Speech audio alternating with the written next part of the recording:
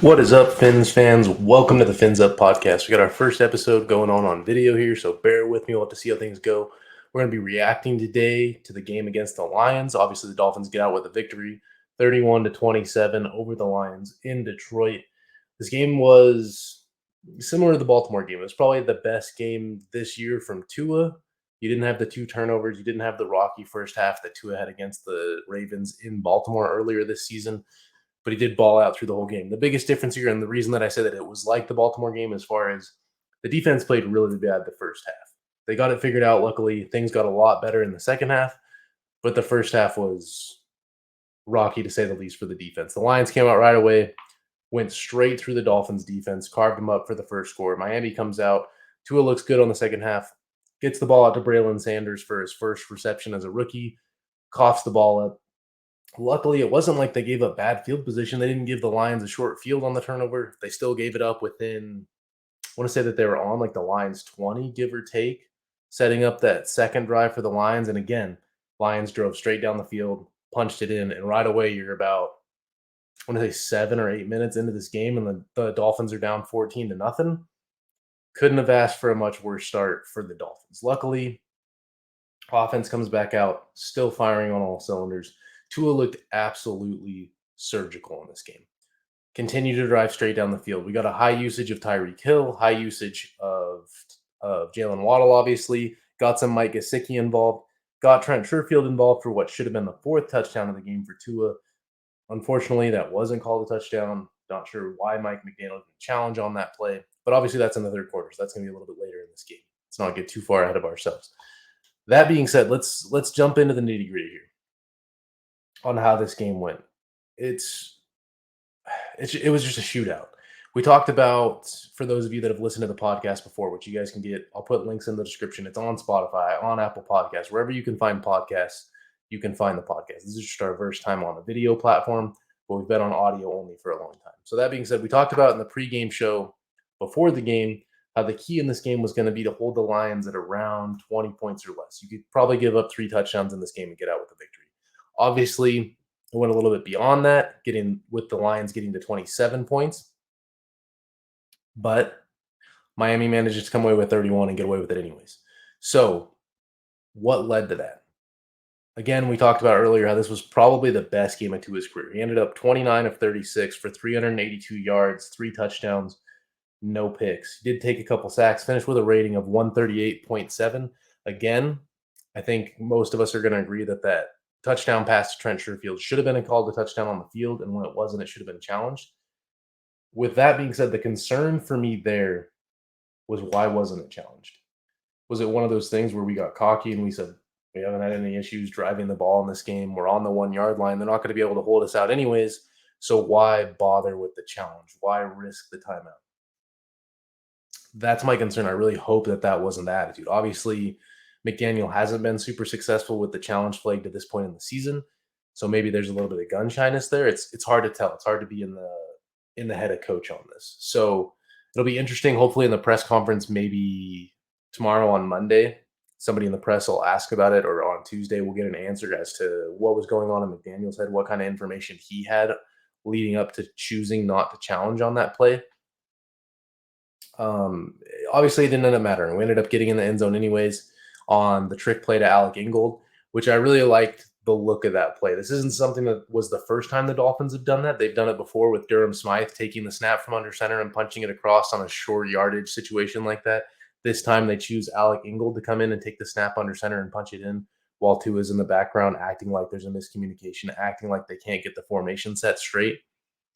In this case, it worked out. I'm going to be honest. I was yelling at my TV like, okay, let's call a timeout here. Clearly, we don't know what the hell the play is. I was looking at Tua, barely caught Alec Ingold shifting into motion to get under center at the last second.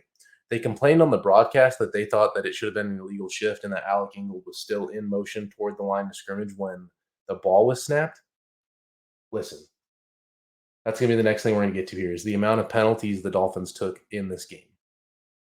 I don't believe, unfortunately, I don't have it pulled up how many penalties ended up being called in this game, but we all know it was bad. And the thing that was interesting to me is it's going to be worse regardless of what box score you pull up that shows penalties. It's going to be worse than what that box score shows. And the reason for that is is because a lot of the penalties weren't accepted because they got a good stop on defense anyways, and they didn't need the penalty. They would rather just take the loss it down. So, and the majority of those penalties that were declined were neutral zone infractions. I just got to the penalties. So we had the box score shows 7 penalties for 55 yards. In the game, it was much worse. I don't know the exact number on how many were declined and aren't going to show up here in the box score, but it was a lot. And the question here for me is, it was Christian Wilkins and Melvin Ingram were the main two, number 6, number 94, were the main two getting called out by the ref on the neutral zone infraction. Even Xavier Howard got called out once for a neutral zone infraction. Did the neutral zone get bigger? Like, it's not like these guys all of a sudden were in week 8 and they forgot where to line up on the line of scrimmage. So what the hell changed? Did the refs on the field in this game just have a call the neutral zone tighter? Or what the hell's going on? Because I don't buy that Christian Wilkins and Melvin Ingram showed up to this game and said, let's see what we can get away with. Let's get a few inches closer to the line of scrimmage. It's really going to make a big difference on our reaction time to the snap. It just doesn't make sense to me. Obviously, at the end of the day, there's no excuse. Those are very, very controllable penalties. They're not something you should be taking on a regular basis. It looked like on the broadcast, in my opinion, some of y'all might have seen the clip of it looked very clear that Mike McDaniel went over to the defensive line coach and said, fix it, in a few more colorful words. But more or less, he said, get it fixed. And that's just it's true. You just can't afford to continue to take all these penalties that are on you. Especially to me, you're going against this Lions team who, yeah, coming in had the last ranked defense against the pass. I get it. You would have expected this team to carve them up. I mean, I don't want to take anything away from Tua's performance, Tyreek Hill's performance, Jalen Waddle's performance. I don't want to take anything away from those guys. But this is the worst pass defense in the league. And they came out early, right away. The backup safeties for the Lions were making decent plays, as far as Juju Hughes came up with a big sack that ended up coming back because of a penalty. Their other safety, Kirby Joseph, came out right away and was making a big play. He's the one that forced the fumble on Braylon Sanders. So right away, those safeties came out playing. Obviously, Hard Knock hero Malcolm Rodriguez had a good game. He ended up with 7 tackles, a sack, and a TFL, as well as a PBU. And he recovered the fumble from Braylon Sanders. So he had a huge game too. That being said, you expected to come out and get into it with the Lions in this game offensively. You expected to get after it. But the key here, and what we talked about going in the pregame, was don't get into a shootout. If the defense can just hold them to 21, which isn't even a great defensive game, but just hold them to 3 tuds, that should be all you needed to win this game. Luckily, the offense was able to go above and beyond that. One of the things that I wanted to cover in this is the fact that Eric Rowe was inactive in this game, which was interesting with Brandon Jones taking a season-ending injury last week against the Steelers. Verone McKinley came out and was the starter next to Jevon Holland. In the first half, there was a lot of miscommunication. I didn't see Holland getting into it with Verone McKinley a lot. I saw Jevon Holland get into it with Kader Kohou a couple times. We didn't see a lot of Noah Igbenogany today. The one play that I do remember standing out to him, the Dolphins were in a cover 0 look, and he got picked on a pick play and got taken out of the play to Amon-Ra St. Brown. But I don't necessarily think that was a terrible play on Igbo. I think early on in this game, they came out with a lot of 0 looks, and they got burnt. And, Jared Goff, I get it. He hasn't had the greatest career. There's a reason that he got traded to the Lions for Matt Stafford with the Rams trying to push forward with somebody else. But he finished this game 27 for 37, 320 yards, a tud, and a rating of 108. So, yeah, they didn't score. He only got the 1 touchdown. They really got the ball in on the ground. That was the 1 touchdown pass to DeAndre Swift, and Jamal Williams ran the ball in twice. So they got a lot of damage done on the ground on the goal line. We didn't see quite as big of a dosage of DeAndre Swift. I think they might have been limiting a little bit coming back for his first game off injury. He only had 5 carries, and they held him to 6 yards. The run defense honestly wasn't terrible in this game. The first half didn't look good. Didn't look good at all. It looked like every time Jamal Williams got the ball, he was breaking off 7+ yards. But he ended the game 10 carries, 53 yards for 5.3 yards a carry, which isn't terrible. That being said, a couple of those carries were right on the goal line where you're only getting credited with a yard anyway. So that average could be a lot higher if it wasn't for the 2 touchdowns from the goal line. Javon Holland deserves a game ball here. He led the defense with 12 tackles. The next closest guy was Landon Roberts with 8. So Holland's just ridiculous. When you figure he is the free ranging safety, the furthest back away from the line of scrimmage at most snaps, he flashes on almost every play. You see him getting in, whether it be for a PBU or a tackle against the run or pass. It's ridiculous how involved Javon Holland gets in. And there was a few plays where he's rushing the quarterback. Obviously, only got to Jared Goff once, and the sack was by Zach Sealer. Jalen Phillips, I saw it seemed like it was getting held a lot, and they were just kind of letting it go. As much as the refs were calling penalties in this game, there wasn't a lot of holding calls. But this whole game just shifted at half. It seemed like in the first half, Miami's taking by far all the penalties, and then coming out in the second half, the Lions ended up taking a lot, and you ended up finishing this game with the Dolphins only took one more penalty than the Lions. The Dolphins finished with 7, and the Lions finished with 6. Again, this doesn't reflect all the penalties that were declined. This only shows the ones that were accepted. Time of possession ended up pretty even here. The Dolphins did end up with 34 minutes compared to the Lions 25. So that is a pretty good gap, almost 10-minute gap. So really dominant performance. We talked about, again, if you listen to the audio version of the podcast, we talked about a lot pre-show. This was a game for the Dolphins to come in and show that you're a team that's a caliber above the Lions. This is a team that now you've pushed to 1-6. The Dolphins come out of this game 5-3. You need to prove that the Lions aren't on your level. We can't afford to play down to the level of our opponents week after week. Winning the turnover battle is something that we talked about would be key coming into this game. The Dolphins end up finishing with 1 turnover. Again, the Braylon Sanders fumble. They did not get any takeaways on defense, which is something that you would like to see them continue to get after. Obviously, we had the big game last week against the Steelers, getting 3 picks off Kenny Pickett. You'd like to see more of that. Xavier Howard didn't get targeted much in this game. Still doesn't have a pick yet this season, which is kind of weird. Obviously, he's kind of had a bit of a down year compared to the last couple, but that's how it goes sometimes in the NFL. I don't even think he saw a single target last week against the Steelers. I definitely saw him get targeted a couple times this week against the Lions, but nothing too crazy. They still stayed away from him quite a bit. He just got caught on at least one pick play that I remember seeing during the game. That being said, this is a tough take for me to go out on a limb on, but you know what? I'm going to do it. It's time. I'm going to buy in. I've never been a Tua retractor. I've never been a Tua hater by any stretch of the imagination, but I've been slow to make a decision. I've been ready to keep the jury out on it and not make a decision. I think it's time. It's time to back him. It's time to say, I think we got a guy that can, at the minimum, be a top 10 quarterback in this league and sustain that. I think to this point, like after this game, he's now number 1 in the NFL in terms of passer rating this season. I think he's up to, I might be a little bit off. I don't have the numbers pulled up. This is off the top of my head. I think he's at like 1,686 yards, 12 touchdowns, 3 picks on the season. We don't count should have been picks on this podcast, so we're not going to get into that. But I think it's very fair to say at the minimum in this offense with McDaniel, with Tyreek Hill, with Jalen Waddle, with Mike Gesicki, that we can scheme up plays to get Tua to be a top 10 quarterback. I think that the way that this offense is designed, it takes advantage of Tua's quick feet, his quick ball movement, the things that he does well. You saw a lot in this game, getting the ball out quick, on time, in space, giving your receivers chance to make rackability. He had his longest pass was 42 yards, probably one of the slightly underthrown balls to Tyreek Hill that Tyreek Hill just, for a guy that's 5'10", 5'9", 5'10", continues to make plays like he's 6'5". And obviously, he has a bit more of a jump on the ball. He can come back and see it coming to be able to make the play better than the defender. But good for Hill. And I'm not dogging Tua on the underthrows.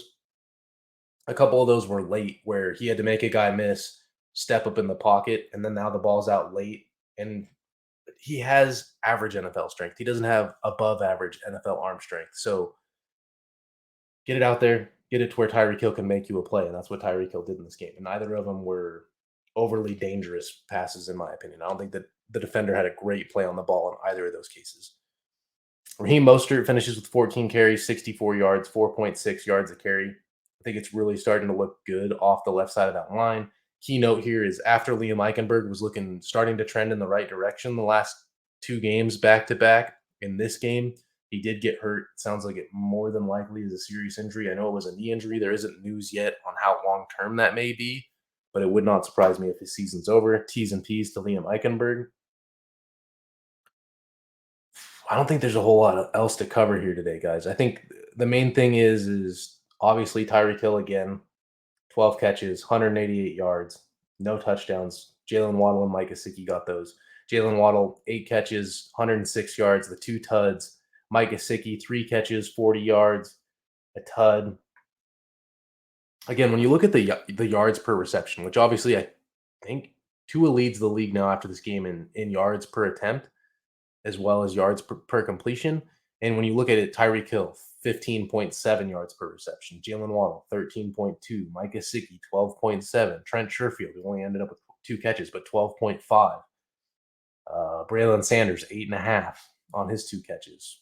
And then after that, there's a couple to the running backs that are a little bit shorter. But the thing is I think the key here is if the ball's out on time, particularly in a place with Tyreek Hill and Jalen Waddle to be able to get run after catch, you don't need to have this Josh Allen, Patrick Mahomes, Justin Herbert arm strength. If you can just make good decisions, get the ball out on time. That's another thing that I wanted to bring up in the show. The thing that I liked about Tua in this game, he was extremely decisive. Rather than on third down, I'm going to force it in. We got to get this first down. We got to get it. I'm going to force it. He was decisive in taking off in the run. We see Tua. I said on the podcast last week, I think that the game against the Steelers was the most athletic that Tua had looked, the most mobile Tua had looked to the point this season. It was, for me, the best he had looked since the 2020 game against the Cardinals in his rookie year.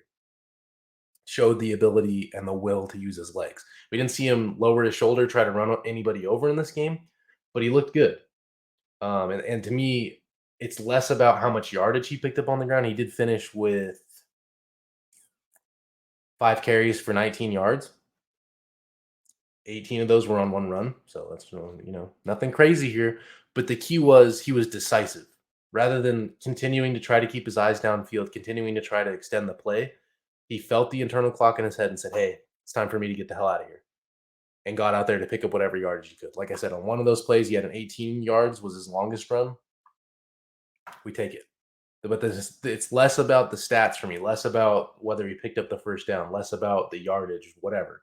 It's about the decisiveness and not trying to force the ball into coverage and making dumb decisions. Just take what the defense gives you. The only other thing that I can think to cover, which we're going to get back into later this week, is the trade deadline on Tuesday.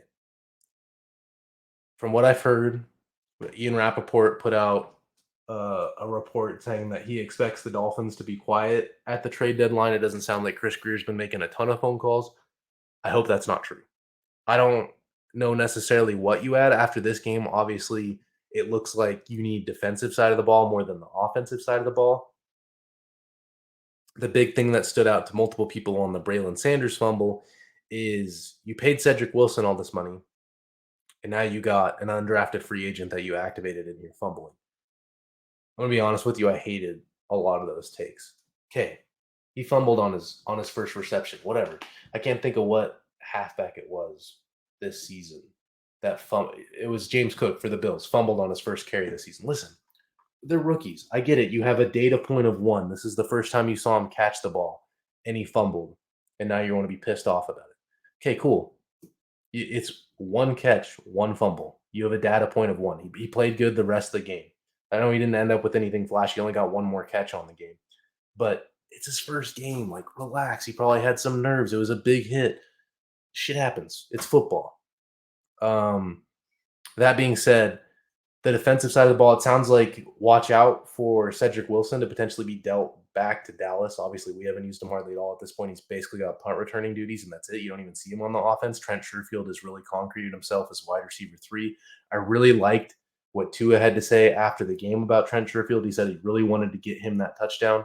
We talked about last week about how I really like that Trent Sherfield does all the small things. That guy's out there running his ass off every down on the motions. He's the one that seems to be in motion the most often, just running wind sprints back there. He's out there blocking in the run game. He doesn't see the ball a whole lot. In this game, he only got 2 catches, too, out of all that offense, 382 yards of offense.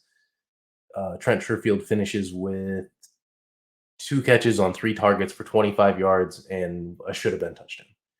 So I love that Tua was trying to get him involved for the fact that he does all the little things right. That being said, we talked about a little bit on last week's show about Chris Greer has allegedly picked up the phone and checked on Jerry Jeudy.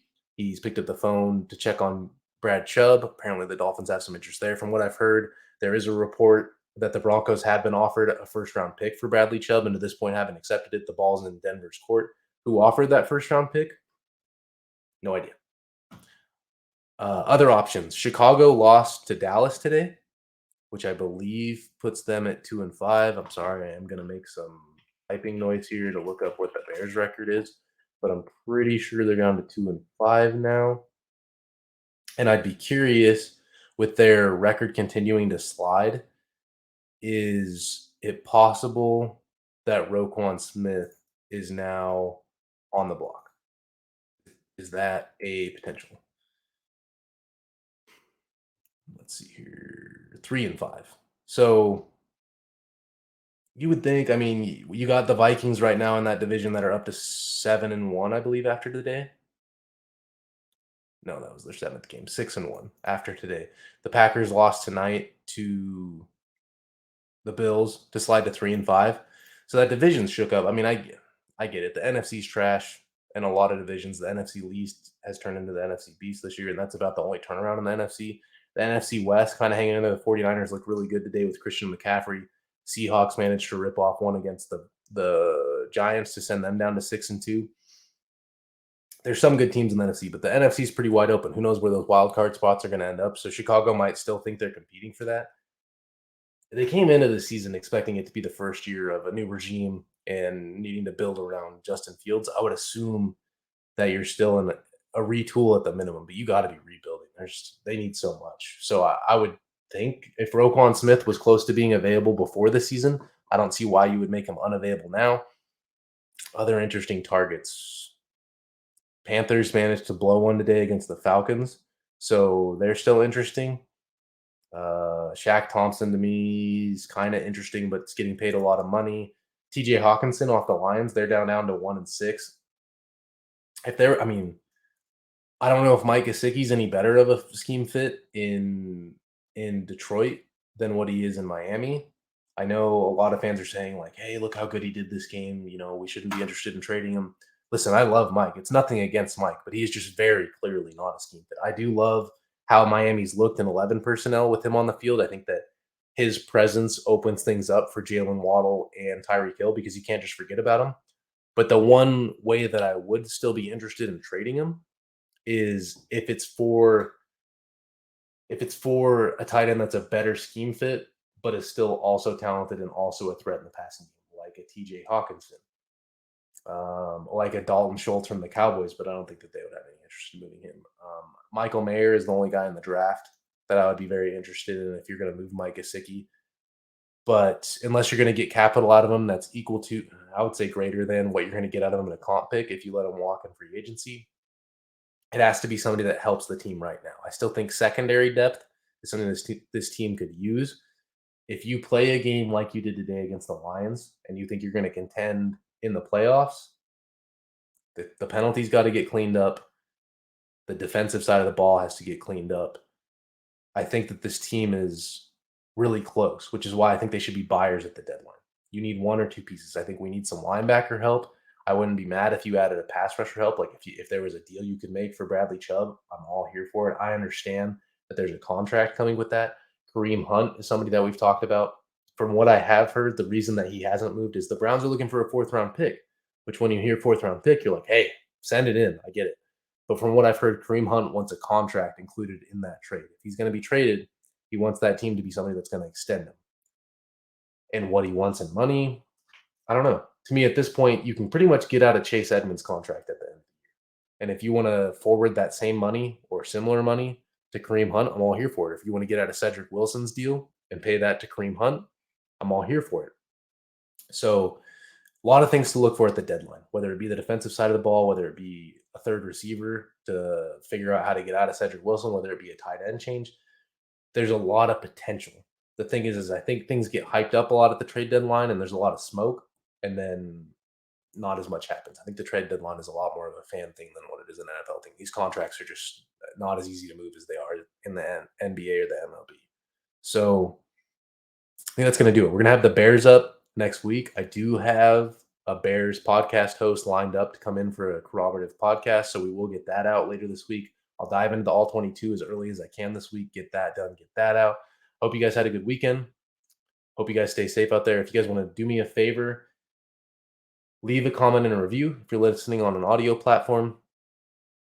As always, if you think the podcast sucks, leave it whatever rating you think is applicable. Let me know what you think sucks and I'll work on it. If you think the podcast is great, leave it 5 stars. Let me know what you like. If you want to follow me on Twitter at Fins Up Podcast, you can follow me personally at Fisk Graydon. Other than that, hope you guys stay safe out there. Fins up.